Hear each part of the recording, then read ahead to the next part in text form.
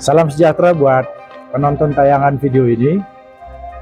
Seperti biasa, moto kita neraca harus seimbang agar pencari keadilan tidak bimbang.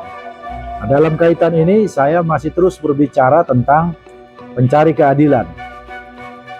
Saya sangat antusias dan sangat gembira sekali ketika melihat bagaimana bapak-bapak anggota DPR RI di Komisi 3 begitu bersemangat untuk membongkar dan mencari tahu seperti apa sebetulnya perjalanan kasus pembunuhan Ronald Tanur ini, yang mana korbannya adalah pacarnya sendiri, yaitu Dini Sera.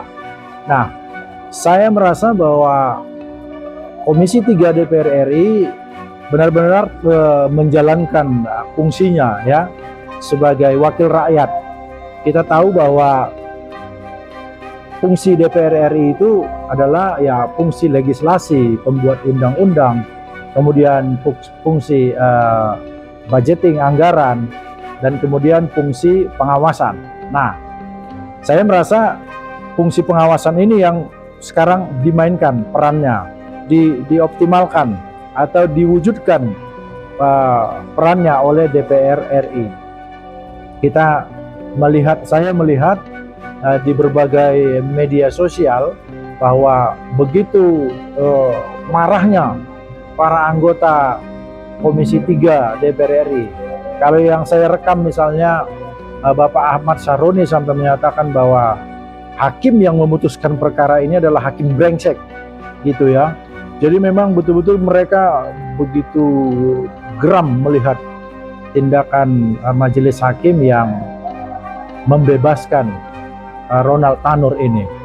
Nah, dalam kaitan ini saya sebetulnya ingin nimbrung tentang perjalanan kasus-kasus yang tentunya saya alami sebagai seorang pengacara.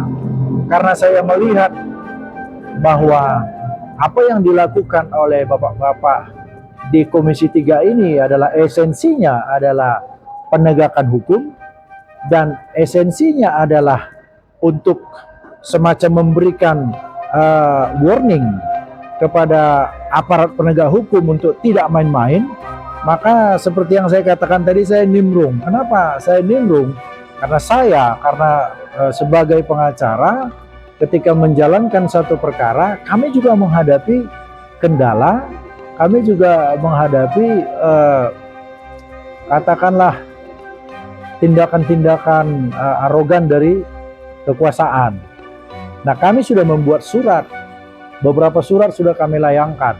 Nah, yang kami adukan itu adalah Ketua Pengadilan Tinggi Medan, yaitu Bapak Panusunan Harahap. Nah, kami juga sebetulnya sudah kirimkan surat ke Komisi 3 berupa tembusan. Nah, kami tidak tahu apakah nanti tayangan video kami ini bisa dilihat oleh anggota Komisi 3. Kami tidak tahu karena mungkin spektrum yang kami punya ini masih terlalu kecil. Tapi tentu dalam penegakan hukum, sekecil apapun itu, tentu itu merupakan isu yang harus dijawab, merupakan persoalan yang harus dijawab sekecil apapun itu. Mungkin orang akan berkata, ya ini kenapa kasus Ronald Tanur ini mendapat perhatian publik, karena memang spektrumnya begitu luas dan orang mungkin bisa mengkualifikasi bahwa kasus ini besar karena menyangkut nyawa. Ya, nah kami ingin memaparkan kasus yang kami alami. Sekalipun seperti saya katakan tadi, mungkin perspektif masyarakat bisa berbeda-beda, saya paham itu. Tetapi bagi kami, sekalipun perspektifnya itu berbeda-beda, tetapi kami mau menangkap satu esensi di sini, yaitu esensi penegakan hukum yang tidak berjalan. Atau katakanlah mungkin kebrengsekan dari penegak hukum yang ini dijadikan menjadi posisi tawar untuk mendapatkan sesuatu. Kira-kira seperti itu. Itu dugaan kami. Nah, kami ingin sampaikan bahwa klien kami mengalami, katakanlah menjadi korban dalam penegakan hukum, yang mana harusnya klien kami ini sudah mendapatkan haknya. Tetapi sampai saat ini klien kami tidak mendapatkan haknya. Nah, upaya-upaya untuk itu kami rasa sudah cukup. Jadi kami ingin sedikit ceritakan sekilas tentang kasus yang kami tangani ini. Nah, terus terang kami ingin tujukan isu atau berita ini, kami ingin tujukan kepada Komisi 3 DPR RI. Seperti harapan kami tadi, semoga ini bisa didengar dan mendapatkan respons, mendapatkan tanggapan. Nah, klien kami itu pemilik tanah seluas 26 hektar yang dibuktikan dengan sertifikat hak milik. Lalu ada lawan yang menguasai tanah itu ya sejak tahun 2010 sampai sekarang tahun 2014. Terhadap penguasaan tanah itu kami sudah ajukan gugatan. Kami juga sudah buat pengaduan secara pidana. Jadi gugatan yang kami layangkan ini sudah diputus mulai dari tingkat pengadilan negeri, pengadilan tinggi, kasasi di Mahkamah Agung, dan PK di Mahkamah Agung. Klien kami dimenangkan dan dinyatakan sebagai pemilik sah atas tanah seluas 26 hektar. Dan di dalam amar putusan itu, lawan kami ini yang bernama Wagimun alias Akyang dan kawan-kawan juga dihukum untuk membayar ganti rugi atas penguasaan tanah yang sudah berjalan ya sampai sekarang, berarti sudah berjalan 14 tahun. Diputuskan ganti rugi. Nah, akan tetapi ketika kami mengajukan eksekusi pengosongan ke pengadilan negeri, waktu itu tidak disetujui oleh Ketua Pengadilan Negeri Ibu Rosihan Juhriah Nasution. Nah, kemudian setelah Ketua Pengadilan Negerinya berganti menjadi Bapak Thomas Tarigan, Bapak Thomas Tarigan mengajukan permohonan eksekusi itu ke Pengadilan Tinggi. Karena satu dan lain hal, akhirnya kami mengajukan gugatan serta-merta, dan gugatan serta-merta itu dikabulkan.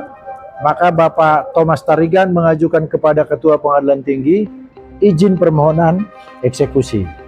Nah, kemudian oleh Bapak Ketua Pengadilan Tinggi Medan, permohonan eksekusi itu tidak direspon, tidak disetujui dengan alasan tidak sesuai dengan pasal 191 RBG SEMA 3 tahun 2000 dan masih adanya upaya hukum.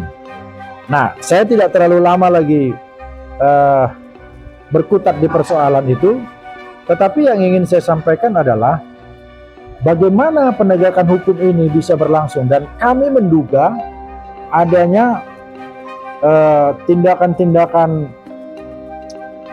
yang menurut kami penyalahgunaan wewenang dari Ketua Pengadilan Tinggi di sini. Karena apa? Karena jelas-jelas putusan ini sudah berkekuatan hukum, sudah inkrah, tapi Ketua Pengadilan Tinggi tidak bersedia memberikan izin pelaksanaan eksekusi kepada Ketua Pengadilan Negeri Lubuk Pakam. Dan bahkan di surat kami sebetulnya kami menduga ada permainan di sini. Karena jelas-jelas klien kami sebagai pemenang, namun itu tidak bisa dilaksanakan dengan berbagai macam alasan tadi. Nah, kami menyampaikan ini dan kami berharap mungkin Komisi 3 bisa juga meminta kepada Bawas, kepada Mahkamah Agung, dan ke Komisi Judisial untuk atau agar hakim, agar Ketua Pengadilan Tinggi Medan ini dipanggil untuk diperiksa. Karena pengaduan-pengaduan yang kami layangkan sampai sekarang itu tidak mendapatkan respon.